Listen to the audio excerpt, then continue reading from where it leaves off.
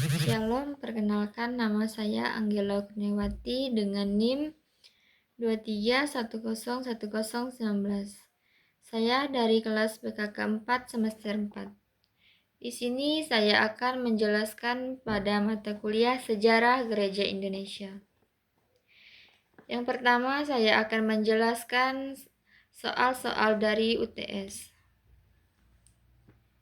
dan akan menjawabkan pertanyaan. Yang pertama, pengantar sejarah Gereja Katolik di Indonesia. Yang pertama ada awal kedatangan Katolik di Nusantara. Yang kedua ada perkembangan Katolik di bawah kekuasaan VOC. Yang ketiga kebangkitan kembali Gereja Katolik pada abad ke-19. Yang keempat ada Gereja Katolik pada masa kemerdekaan. Yang kelima peran Gereja Katolik dalam masyarakat modern. Masuknya agama Katolik ke Indonesia pada abad 16 ke 17.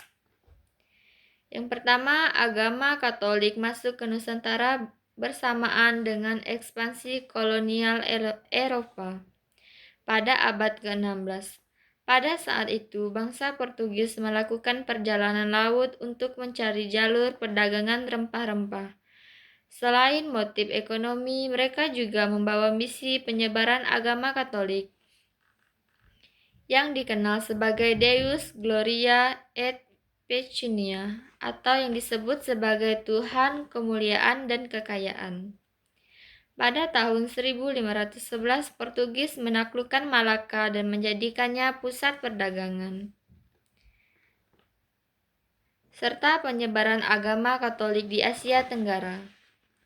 Dari Malaka, para misionaris Katolik mulai menyebarkan ajaran Kristen ke wilayah lain, termasuk Kepulauan Nusantara. Yang kedua ada misi Katolik di Maluku pada tahun 1546 sampai 1547. Maluku menjadi wilayah pertama di Nusantara yang menerima ajaran Katolik karena kedekatannya dengan pusat perdagangan Portugis.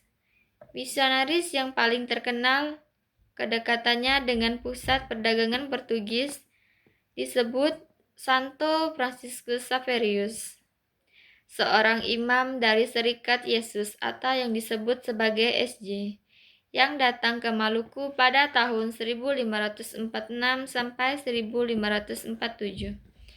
Yang ketiga ada tantangan dan perkembangan gereja Katolik di abad ke-17. Pada awal abad ke-17, penyebaran agama Katolik mulai menghadapi tantangan besar ketika Belanda atau VOC menguasai wilayah di Nusantara. Mereka berusaha menggantikan pengaruh Portugis dan menyebarkan agama Protestan. Yang keempat, bertahannya Katolik di wilayah tertentu. Meskipun VOC melarang dan menekankan agama Katolik, beberapa wilayah tetap menjadi pusat pertahanan iman Katolik seperti Larantuka atau Flores Timur dan Sumba dan Maluku Tenggara. Yang kelima,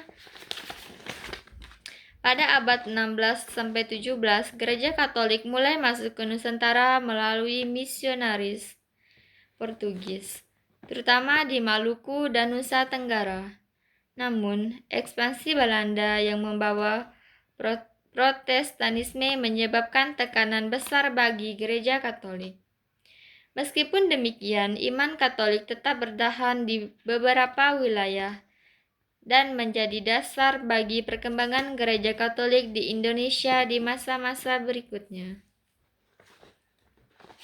Selanjutnya, pengaruh kolonialisme Portugis dan Spanyol dalam misi Katolik. Kolonialisme Portugis dan Spanyol memainkan peran besar dalam penyebaran agama Katolik di berbagai wilayah di dunia, termasuk di Nusantara. Berikut adalah pengaruh utama mereka dalam misi Katolik. Yang pertama, pengaruh Portugis dalam misi Katolik. Ada peran Portugis dalam penyebaran Katolik. Portugis mulai menjelajah dunia pada abad ke-15. dengan tujuan ekonomi dan penyebaran agama. Misionaris Katolik dari Ordo Dominikan, Fransiskan, dan Yesuit menyertai para penjelajah untuk mengajarkan agama kepada penduduk lokal. Wilayah-wilayah yang dipengaruhi oleh Portugis ada Maluku, Timor, dan Flores, serta Solor. Yang C ada tokoh misionaris Portugis yang berpengaruh. Santo Franciscus Xaverius pada tahun 1506 sampai 1552 dari Ordo Yesuit adalah misionaris paling terkenal yang datang ke Maluku pada tahun 1546 sampai 1547. Ia membaptis banyak penduduk dan memperkuat komunitas Katolik di Ambon, Ternate, dan sekitarnya. Ada pula dampak kolonialisme Portugis terhadap Katolik di Nusantara. Yang pertama ada pendirian gereja-gereja pertama di Indonesia, yang kedua penciptaan buku-buku doa dan katekese dalam bahasa lokal. Yang ketiga, pengaruh Katolik tetap kuat di beberapa daerah meskipun Portugis kemudian diusir oleh Belanda yang berhaluan Protestan. Yang berikutnya ada pengaruh Spanyol dalam misi Katolik. Yang pertama ada peran Spanyol dalam penyebaran Katolik. Spanyol juga memiliki misi untuk menyebarkan agama Katolik melalui kolonisasi, terutama setelah 1494 ketika perjanjian Tordesillas membagi dunia antara Spanyol dan Portugis. Yang kedua, Spanyol lebih banyak berpengaruh dalam penyebaran Katolik di Filipina dibandingkan di Nusantara. Ada dampak di wilayah Nusantara. Yang pertama ada pada abad ke-16, Spanyol sempat hadir di Maluku Utara, terutama di Tidore, tetapi tidak terlalu berpengaruh karena bersaing dengan Portugis dan Belanda. Nah, hasil dari kesimpulan pada abad ke-16 ini, Portugis lebih berperan dalam penyebaran Katolik di Nusantara dibandingkan Spanyol. Kehadiran Portugis membawa misionaris Katolik ke Maluku, Timur, dan Flores, yang hingga kini masih menjadi pusat komunitas Katolik di Indonesia.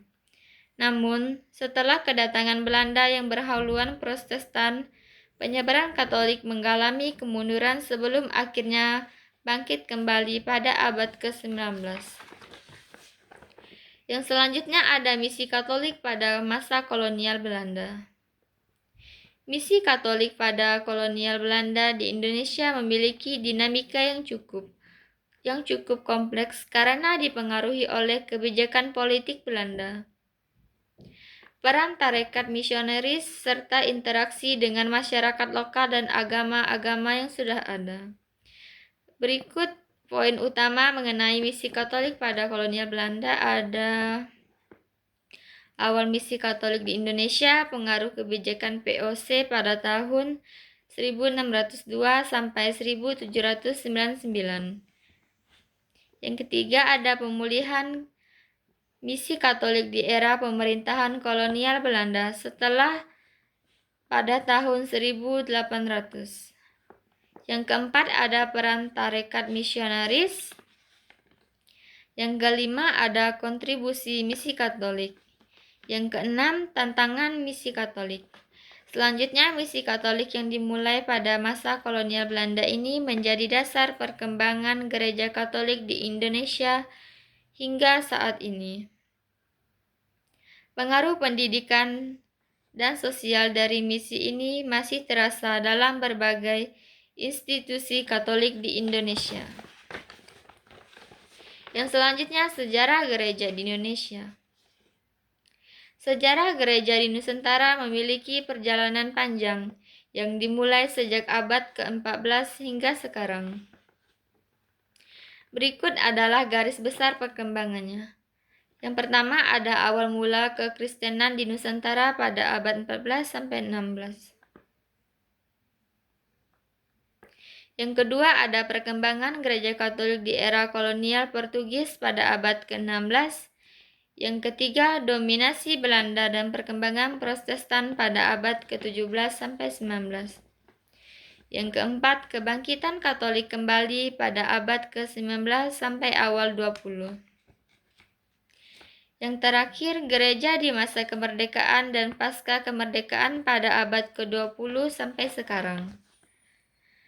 Gereja di Indonesia saat ini terus berkembang dengan berbagai keuskupan dan sinode yang membangun pendidikan sosial dan pelayanan pastoral bagi umat. Yang selanjutnya ada sejarah gereja abad ke-7. Pada abad ke-7, perkembangan gereja Kristen sangat dipengaruhi oleh perubahan politik, teologi, dan ekspansi agama lain, terutama agama Islam. Berikut adalah beberapa peristiwa penting dalam sejarah gereja pada abad ke-7. Yang pertama ada kekristenan di Kekaisaran Bizantium atau Romawi Timur. Kekaisaran Bizantium di bawah Kaisar Heraklius pada tahun 1610 sampai 1641 menghadapi tantangan besar dari Kekaisaran Persia Sasania dan kemudian dari ekspansi Islam. Yang kedua, penyebaran Islam dan dampaknya bagi gereja. Banyak komunitas Kristen di bawah pemerintahan Muslim mempertahankan keyakinannya tetapi harus membayar pajak khususnya atau jizyah. Yang ketiga, ada kekristenan di Eropa Barat. Di wilayah Eropa Barat, kekristenan berkembang di bawah pengaruh kepausan Roma dan misionaris dari Irlandia serta Inggris. Yang keempat, gereja di Afrika dan Timur Tengah. Gereja Nestorian di Persia dan Asia Tengah masih berkembang meskipun mengalami tekanan dari Muslim dan Zoroastrian. Pada abad ke-7, pada masa transisi besar bagi gereja, sementara gereja Bizantium menghadapi tantangan internal dan eksternal. Gereja di Eropa Barat berkembang di bawah kepemimpinan Paus. Sementara itu, ekspansi Islam mengubah lanskap politik dan agama di Timur Tengah dan Afrika, menyebabkan banyak komunitas Kristen hidup di bawah pemerintahan Muslim. Yang selanjutnya ada sejarah gereja di Nusantara pada abad ke-7. Pada abad ke-7 tidak ada bukti konkret tentang keberadaan komunitas Kristen atau gereja yang berkembang di Nusantara. Namun, beberapa indikasi menunjukkan bahwa Nusantara sudah memiliki kontak dengan komunitas Kristen dari luar, terutama dari Persia dan India. Yang pertama, pengaruh perdagangan Persia dan India. Pada abad ke-7, Nusantara khususnya Sriwijaya atau Sumatera sudah menjadi pusat perdagangan yang ramai dan berhubungan dengan berbagai bangsa, termasuk Persia dan India. Yang kedua, ada bukti arkeologis dan berpotensi. Beberapa sumber menyebutkan bahwa terdapat prestasi Nazaret di Padang Lawas, Sumatera Utara, yang menunjukkan kemungkinan pengaruh agama Kristen. Yang ketiga, hubungan dengan Cina dan kekristenan di Timur Tengah.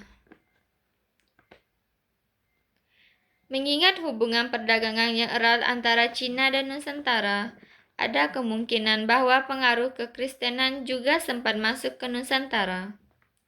Meskipun tidak meninggalkan jejak yang jelas, pada abad ke-7 belum ditemukan bukti yang kuat mengenai keberadaan gereja atau komunitas Kristen di Nusantara. Namun, kontak perdagangan dengan pedagang Persia, India, dan Cina sudah mengenal kekristenan yang menunjukkan kemungkinan bahwa ajaran Kristen sudah mulai dikenal meskipun belum berkembang secara luas. Perkembangan kekristenan di Nusantara baru benar-benar terlihat pada abad ke-14. hingga 16 dengan kedatangan bangsa Portugis. Sekian hasil jawaban dari soal UTS. Saya ucapkan terima kasih. Shalom.